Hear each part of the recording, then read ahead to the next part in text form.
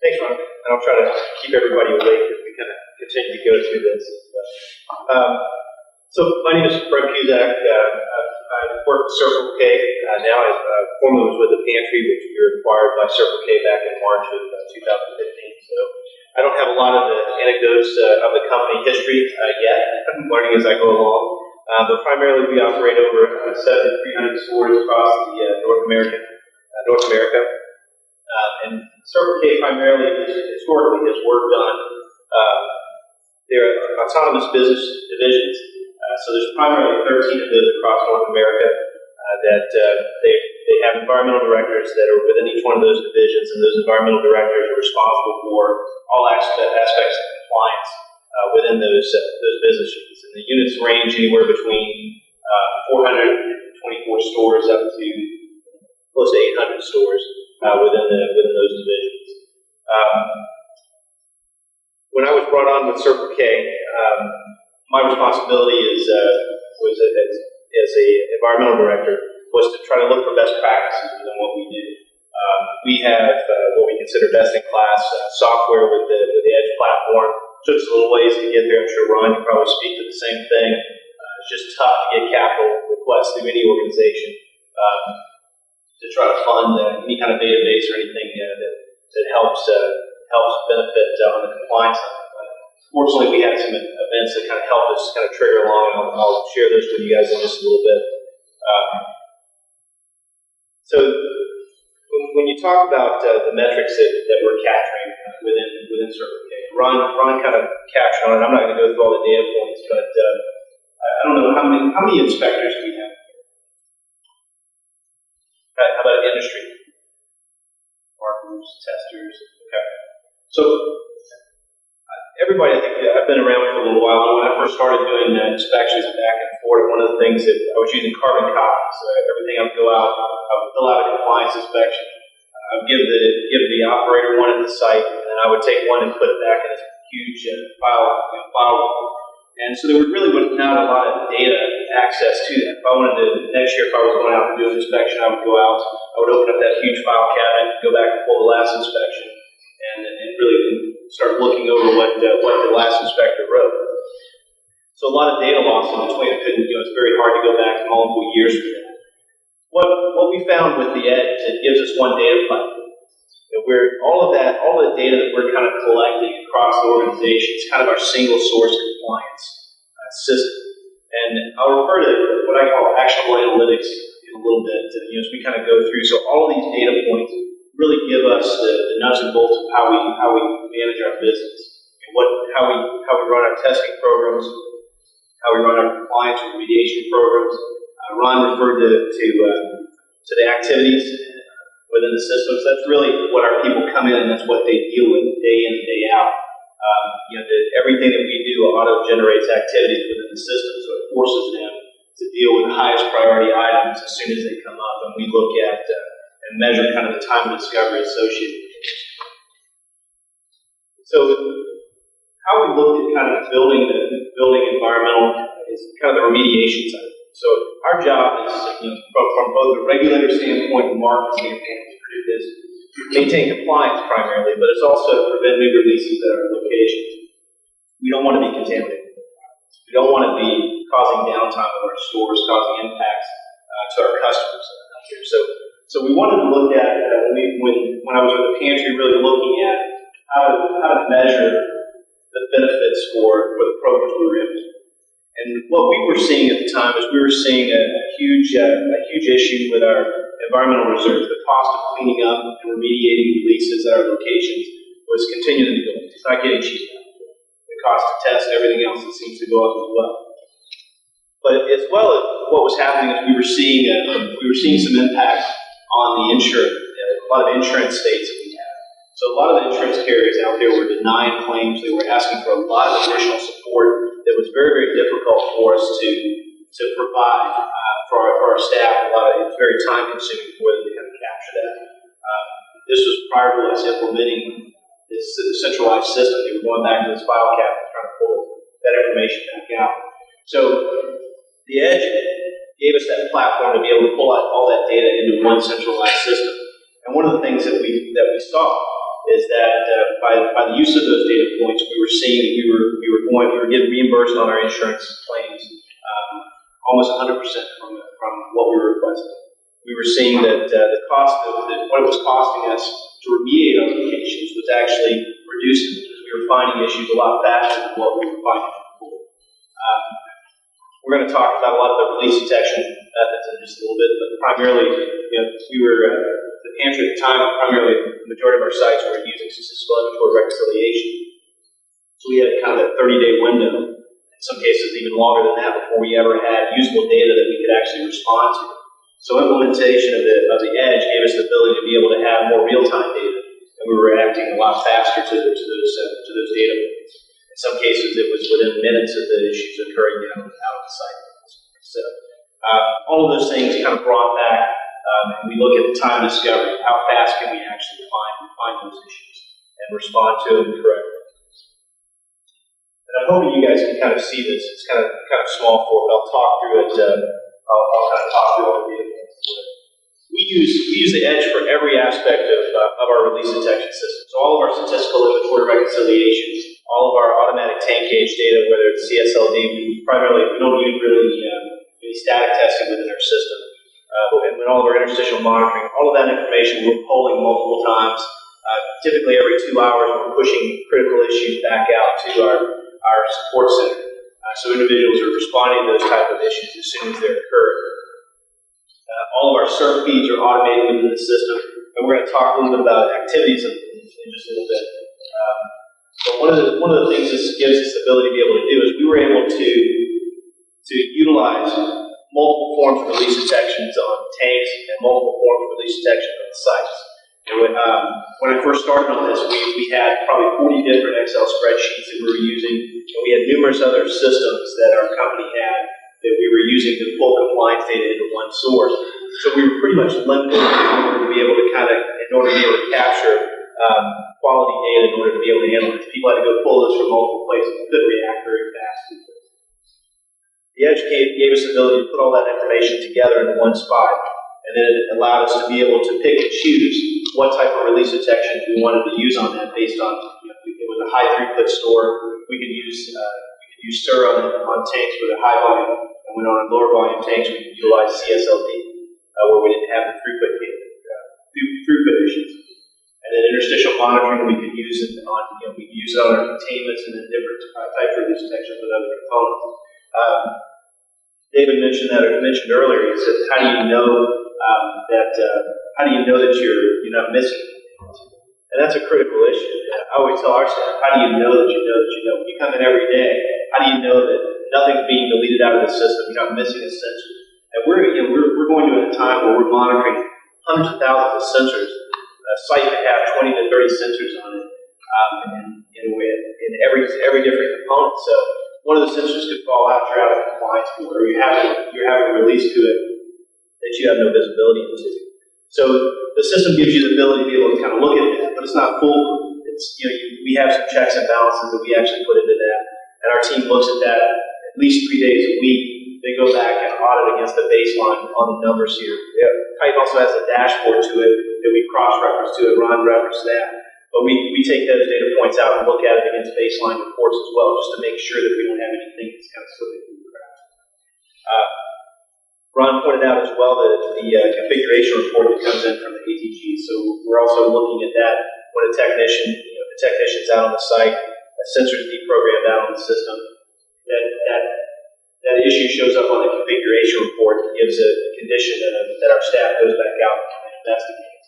We either send a technician out or we pull remotely into the gauge and audit that system against that baseline and historical data that we have at that location. So I don't know if you can see the reporting here, but primarily all of the results, if you're familiar with a standard server, the system will bring all that information, give you pass, fail, and conclusive for a given month. When you're talking about SIR, when you're talking about interstitial, you're talking about a CSLD report, it will actually give you a lot of additional data on the back end. Even though it condenses that down into a pass-fail result during the month, all that back end data. So if we're pulling it every 2 hours, that information is coming back in, and we have all those data points to be able to help us kind of manage those systems. Interesting enough, that the analytics behind that, the actual analytics we kind of referred to earlier, what we saw is we were having new builds, that we were having brand new stores that were being built, or we were rebuilding stores and using existing equipment. And what we were seeing on data points from this is that systems weren't being installed. They weren't sealing up booths. So within 2 to 3 weeks of the new system going in, we were automatically seeing alarm conditions coming down from the positive responses to the alarm condition. So it gave us the analytics to be able to go back to our construction and our facilities group and say, we're not doing something right. What are we doing out there? What types of equipment are you installing? And that really linked us back into helping to kind of upgrade the components and making recommendations that were actually beneficial instead of hurting the organization. All this information from a compliance side also generates into our source of record for our locations. So when we do a lot of the same stuff that 7-Eleven does, where we provide remote access for all the regulators within the system. And a lot of that comes into our e-file cabinets. They're marked as e-regulators, and we pull those together in a PDF format, or they have access to whatever they want to look at in the system, and they can view that and kind of capture any of the points that they can print them out and have them a part of their record. They can do that, or they can just view it and make the documentation within their system. So from an alarm management standpoint as well, so we talked about the release detection aspect. So as we run release detection on the system, there's a lot of things that occur out there on the system. So we have variable alarms that are occurring from the tank gauges and out of the site. Those could be overfill alarms. They could be high product, low product alarms. They could be interstitial alarms. A myriad of different conditions that are actually occurring. And we're using all those data points within our structure to be able to understand what's happening. Or, do we have specific components that are actually causing those type of issues? We can link it back to specific drivers that are, or carriers that are having the most frequent problems in our locations. But the alarm management aspect of it actually shows us when the alarms occurred, how long it was in alarm, and then when it actually clears at the location. So this is pretty powerful information when we're going back. And, if you're having theft-related issues where people are pumping out of the tank, like Ron had kind of mentioned, or you're having overfill alarms of when those conditions are occurring out on the site, you can tie it back to that specific delivery and the carrier that is actually out at your location. All those alarm conditions we mentioned, and all of those release detection components all tie back into activities. So we're going to dive a lot deeper into activities, but from an alarm condition standpoint, every one of those conditions generates an activity, and that activity is emailed to one of our staff. We have individuals within our corporate structure that are responsible when those conditions come in. They get an email that comes in, whether it's after hours or it's normal business hours. It'll shoot them an email as well as send them information about what that condition is. If you were to click on one of these, it would have a lot of additional information about what that condition is. What we require, just like what Ron was mentioning with his staff, is that every time our teams come in, let's say that alarm condition generates, our staff would go in, they would triage it, they would research what's occurring in the system, what other conditions are happening that may have caused it. They're making notes into that activity to document the process, so you can follow that from the point that that condition actually occurred all the way to when it was dispatched out, when it was corrected by a service technician. And that gives us kind of our time of discovery. So we also measure from our staff how fast can we deal with an alarm condition that actually comes in, and how fast can we actually respond to it. So one of our tasks, we have kind of key compliance indicators where we're looking at, can we improve those aspects? How fast can we get to those? Is there any ways that we can get on top of those any faster than what we're doing today? So from an activity side, you mentioned all the activities fall into the system. Everything kind of comes in for us, and we have, last year I think we did over 300,000 activities that are generated from different different aspects of our business. And these things come in from our stores, they come in from our release detection devices, they come in from state inspections that we may have out at the sites, generates from NOVs or questions that regulators have. All of those are kind of aside. So when our people come in every morning, they get an email from Type at 6 o'clock every morning. It wakes me up because my alarm clock will come in. But it comes in and it's a listing of activities that are signed. It's all the issues that have either they're working on, and typically an activity going a little bit deeper. They're based on a due date. So each aspect of it, that activity report will give us anything that's due within 24 hours, 48 hours, or anything that's past it. So they're working through everything, trying to stay on top of the items that are there. They're readjusting their due dates based on what the requirements might be. So a lot of the things that we're looking at on a priority level. So everything we try to get out of our queues within 30 days if we can. So if an issue comes in, if not a lot faster. But there's things out there like we're tied into our real estate group, so we have condemnations where they may span 6 months to a year. Those activities are readjusted, and there's a history behind that. Everybody's making entries in there, so we have some visibility into what's going on with those sites. We have construction projects that we're building in, and our construction groups are tied into those, so that there's history of where our permitting is at, so that everybody has some visibility into what's actually happening on the site level with those projects. But to me, I think the main value that I get out of our team from activities, other than being kind of our source, our point source of record for it, is the analytics that kind of captures for it. So every problem that comes in with our group, our teams are capturing they're capturing causes for this. So they ask the questions and they record that information. So I don't know if you can see up top. We have a couple of categories in there.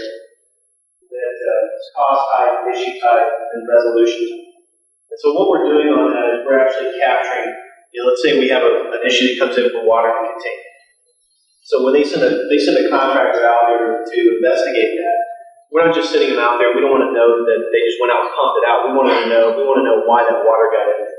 Was it a damaged tooth? Was it surface water intrusion we were getting into? And what was actually causing the issue? And so our teams capture that information, they're logging it into the system, and then we can run that data point and give us kind of very useful information.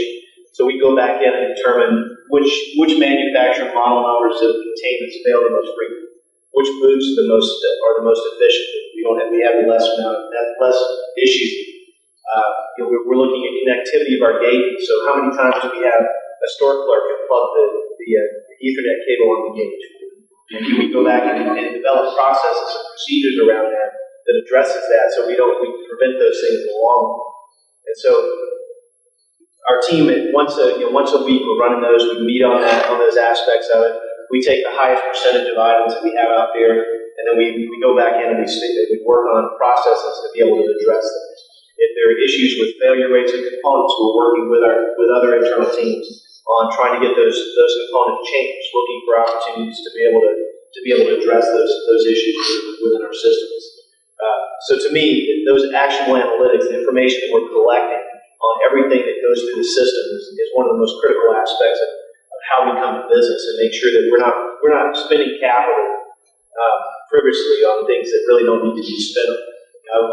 I don't want to go in and recommend to make a spill bucket replacement across our organization when we only have one manufacturer model that's failing most frequent out of all the spill buckets we have. I'd rather go replace those and just put the capital where I have the most issues. And this is what this allows us to do. So the last thing I want to talk to you about is kind of the vendor integration. So within the Edge, whereas in the past we have all of these hard copy files coming within the organization, what we've been able to do with our vendors is we've been able to automate those data feeds. So all of our testers they sync their test results with us every afternoon. So every night that data comes within our system. Even though we have the majority of them manage those testing programs, we still have that back-end data that's coming in, so we can look at historical failure rates, we can look at problems that are coming in from those, and it doesn't require somebody to manually enter that information within their system. And we still go back in and we audit that data to make sure we're not missing anything, that nothing slipped through the cracks. But but it also allows our team to focus on the true issues rather than trying to deal with just the process moving paper from one point to the other. So that's primarily all I was going to talk about on the Circle K side. Just like Ron, I'll open it up for any questions that you might have on the process. Brent, from a user perspective, you have changes, whether they're regulatory, such as VA regs, company-specific requirements, and you need to go in and change the system. How easy is that for you today? So what we do is, let's say we want to change something like sensor data. We want to go back in and rename our sensors, or we want to change regions for some of our guys. We can give, and we load type updates. We give them a mass spreadsheet and make a mass update to the systems for it. Within any system, it's garbage in, kind of garbage out. If you're not putting good quality data in, and you're not managing it, you're going to get bad data out. But it's for the most part, it's pretty easy to be able to do, whether or not you're making mass changes on a large spreadsheet that we can provide to them and make the updates, or their individual updates for it. Usually anything that's small scale, we make the changes in-house for it. If it's a larger scale, we can send those out to type and request them. And on the ATG side, yeah, and on the ATG side for it, and I think Ron alluded to this earlier, what we do on that side is we can push out mass updates. So a good example is recently we wanted to change all of our sensor data within all of our states so we were consistent. So all of our unleaded spill buckets would be spelled the same way, would be labeled the same way, so we could audit them a little bit more effectively. So instead of somebody sitting there and going through and making changes for every single unleaded spill bucket or any component, basically what we did, we went back through and made a mass sheet and we pushed that data out, and then we audited that to make sure that it was accurate out on the site. And then the configuration report that Ron was showing you earlier, that's how we keep those data sets accurate. So if we've got technicians going back out and they're changing it away from our protocol, then that gives us the ability to be able to go back in at that time, find out who the technician was that was at the site at that time, and address over that company. So either we make them go back out and reprogram that at their cost, or we can change it remotely and make sure we keep everything synchronized. You pull your sensor alarms data. We did. We pull your response, like we know certain states, has to be within 24 hours of the suspected police investigation. Right? That's correct. Now, does that data from the investigation in the field get pushed to the end? It does. Yeah, so every alarm condition that occurs internally. I'm sorry? You push that internally? So the alarm conditions that come in, it'll auto-generate an alarm condition and auto-generate an activity. And that activity with it will be sitting on that individual. It'll either shoot them an email that they're responsible for addressing, or it will, it'll come in on their cell phone if it's after hours, or it'll come in through email during the workday that they're responding to it. And then we do measure that. So we look at how long it takes us from the time those issues come in to when we're actually resolving it. So on average, it takes us right now about from the beginning of that alarm condition. And that's eliminating the positive response, and we'll notify the states within that 24-hour span. But it's taken us about 7 to 8 days of complete time to fully get all the support data, back into the system. So we're pulling the text data records. All that stuff is logged in e-files as attached to that activity, so that there's one source of record that shows that event, shows the time frame we respond, shows the reporting that we made to the states. And then the closeouts for those is all in that one place attached to it. So there's a complete record of the actions that you undertook for that suspected release alarm that's on the event. That's correct. And you're able, when you have your inspections and they ask you for a year's worth of sensor data, what do you give them? I give them access to 365 days of data. I give them look, one of the things and it's a struggle with our team sports. I always look at transparency. Right? Every time we're touching data, every time we're looking at it, We do give them access to those things, and our team is required to respond to them. So there's a lot of conditions that are out there. They spend a lot of time cleaning those things up and dealing with those, but making sure that they're doing it effectively.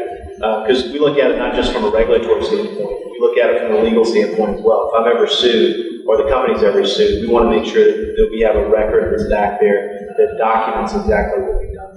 So you would have a documentation of a work order or a service order that went to a contractor or an internal employee that actually goes to that particular site, that's an alarm, and investigates whether or not you have rules. Yes.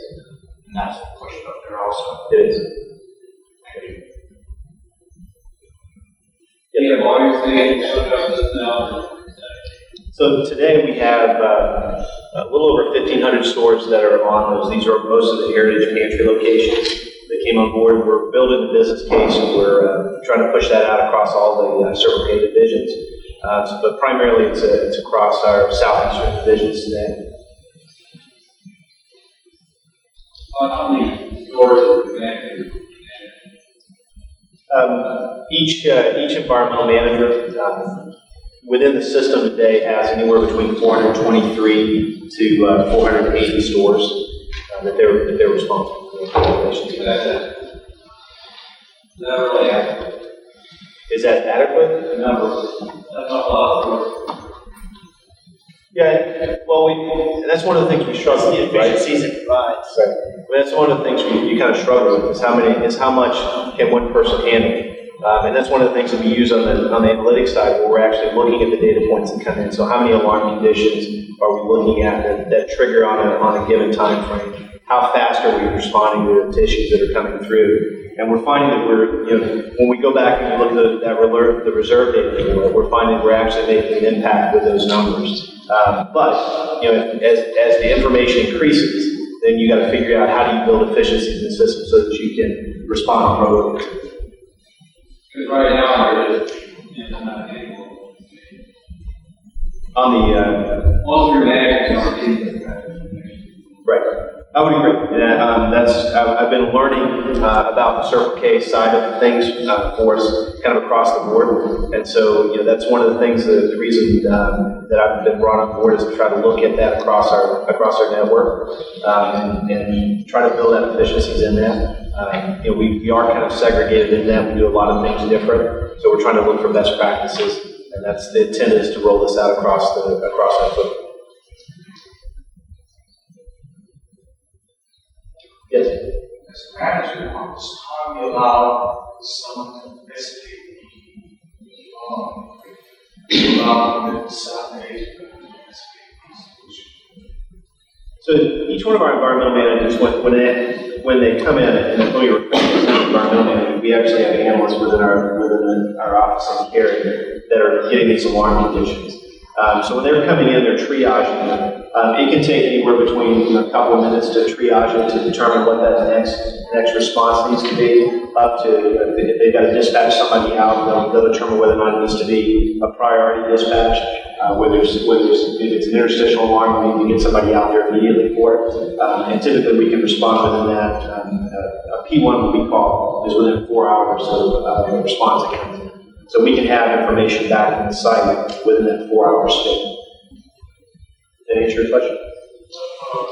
There's similar alarm that occurred for a period of time, say 2 months. What action will you take after your team? Sure.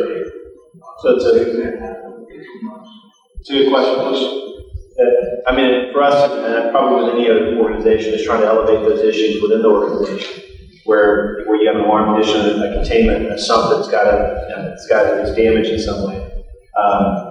We've got to request capital. It takes time to kind of get those things in. Again, it's prioritized based on the risk that poses. If it's surface water that's coming in, we may treat that a little bit differently than something that's got a damaged food.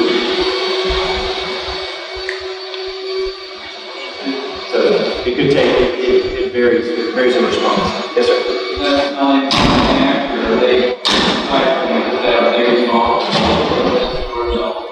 I'm sorry, I couldn't hear you. Are the environmental managers responsible for the equipment at the store as well? So in the heritage Circle K realm right today, most of those individuals work for what we call our facilities groups, and so they are responsible for bidding that information out, having it repaired, and getting it getting that problem fixed as well. Yes, sir. If it has to be Any questions besides just the air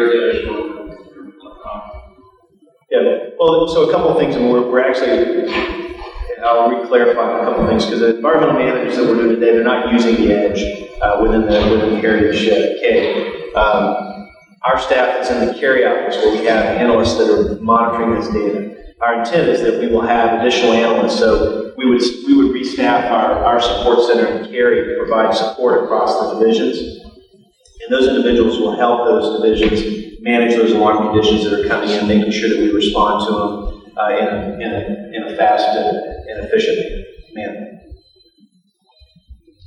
So today, within the divisions, they're responding to all of those. They're not responding at the same level that we're responding to here, but that's what our intent is to shift as an organization so that we do. Are you fine? Which ones? Yeah, and so and I don't know if there's really two different systems here. There's a Titan Edge database that we're looking at with a lot of the analytical data for. But we also use a Titan polling engine, and that's the engine that actually polls the ATGs for us. We have a VPN connection that's established on the Heritage Pantry locations, and we're reaching out every 2 hours to collect that information on the store level, and so. Our analysts also have access to be able to pull into those gauges and look at real-time data, look at the programming of the gauges, and making sure that the system's running, working the way that it should. And those individuals are certified through the tank monitor manufacturer will be able to do that. Does that mean that the operator of the store is not responding necessarily to the alarms? Is he acknowledging those alarms and as your first line of defense? We do. I mean, our training with our stores is that they should be responding when alarm conditions occur, but in a lot of cases, we're seeing those as real time as what they are. So we're giving them a call, we're troubleshooting with them. But we do train our employees that if an alarm condition occurs, that they're just to call their support teams within their divisions or call our corporate office so that we can help them troubleshoot with them. And then your record retention, I mean, you're both saying that you're keeping a lot of records for a long time. So what's your retention? So it depends on the type of document it is. So we follow the regulations relative to how long we need to keep it. So if it's something related to the tanks, we'll keep it for the life of the system. If it's testing or other aspects for it, it may require a 3-year, 7-year, 5-year retention span. So we'll keep it from that aspect. Up until when we got to the edge, there really wasn't an easy way to kind of capture that and kind of purge that information. It was all going through the hard copy files. So we're starting to use what Titan uses. It's tagging of the data. So we'll tag it as a disposable document, and it's one of the things we manage through our teams. Any questions? Right. I appreciate your time. I'll pass it on to Scott. Thank you.